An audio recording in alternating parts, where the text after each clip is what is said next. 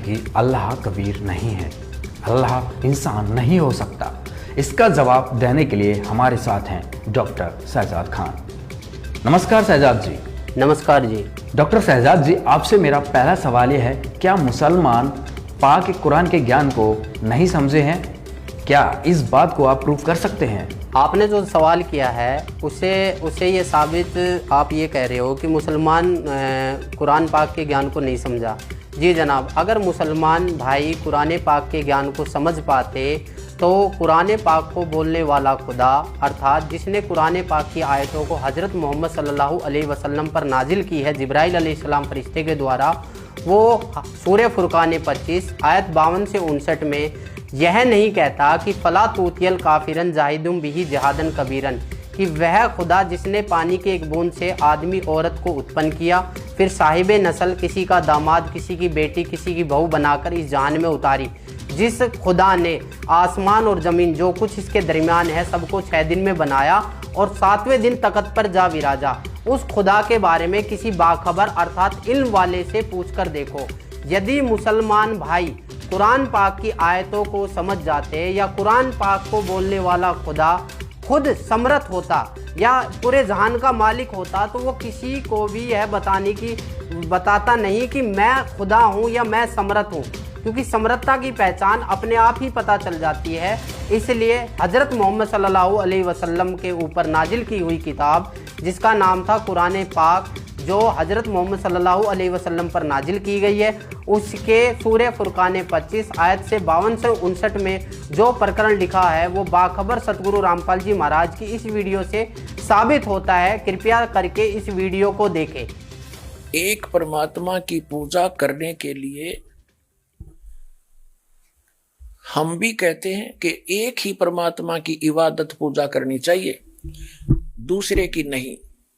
और पवित्र मुसलमान धर्म के श्रद्धालु भी यही मानते हैं कि एक अल्लाह जो समर्थ है उसकी इबादत करनी चाहिए, उसकी अतिरिक्त जो इबादत करता है वो मुसलमान नहीं, यानी वो पवित्र आत्मा नहीं, वो मोक्ष प्राप्ति नहीं कर सकता। और हम भी यही मानते।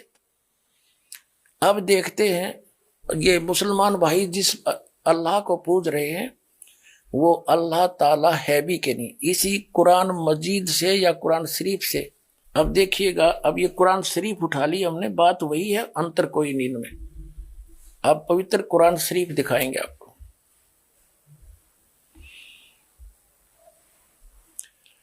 ये है मुतरजम बरहीसी, ये है शास्त्रीय अरबी पद्धति पर नागरी लिपि में, रूपांतरकार हैं नंद कुमार अवस्थी। शेरवाणी संस्करण ये कहां से प्राप्त होती है?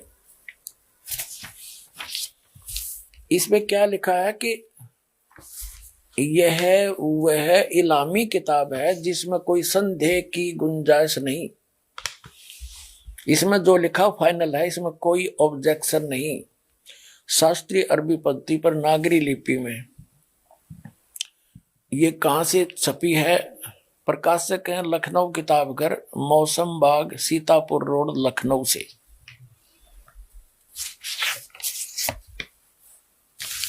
यहां देखिएगा, ये 17वां संस्करण है 2008 ईस्वी में, और पृष्ठ संख्या है 1024। मुद्रक हैं गास्पेल प्रेस लखनऊ, गास्पेल।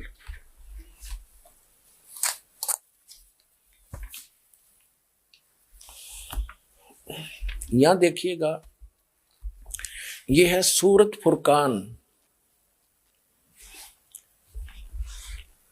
सूरत, यह है कुरान शरीफ, यह है सूरत फुरकान 25 और इसके पृष्ठ नंबर 604 पर। हम नीचे से पढ़ेंगे 52 नंबर आयत से।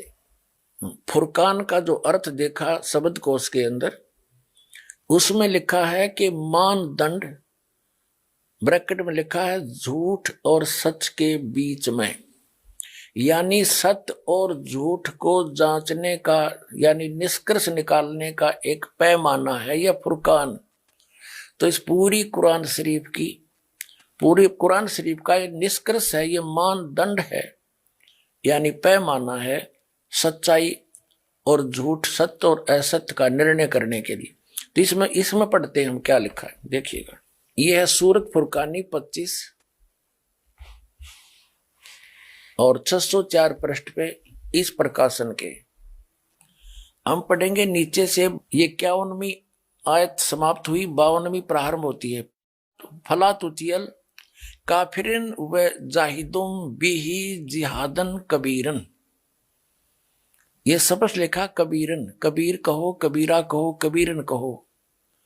इसका और निर्णय करते हैं। ये पवित्र कुरान मजीद से क्लियर होगा। अब पवित्र कुरान मजीद दिखाते हैं आपको। ये यहां से छपी है।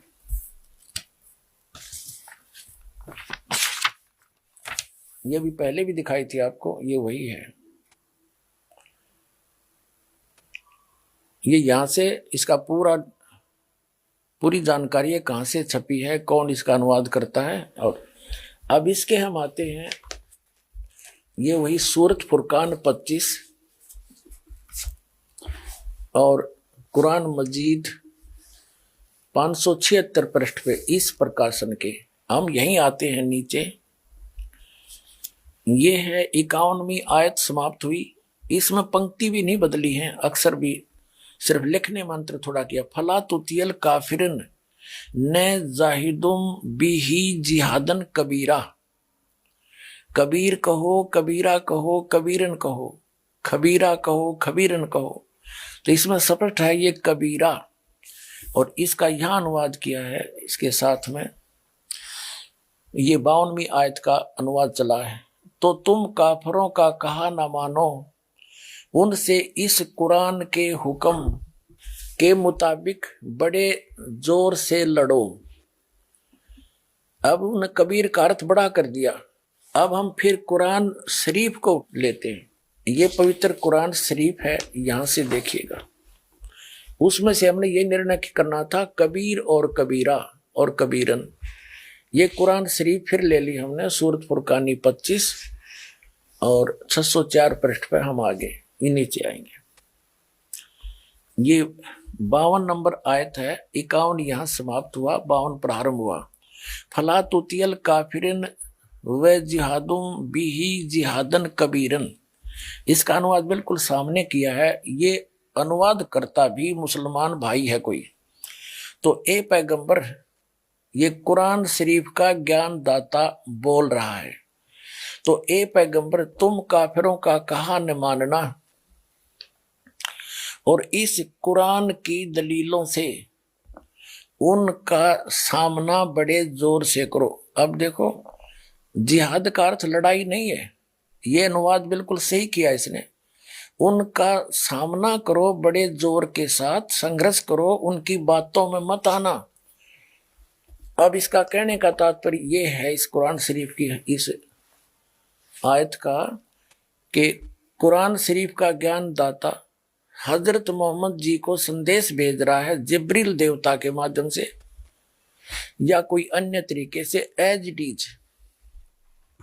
वो कह रहा है कि इन काफिरों की बातों में मत आना। ये काफिर तो अल्लाह के अतिरिक्त ऐसों की पूजा करते हैं जो उनको ना हानि कर सकते हैं ना लाभ दे सकते हैं।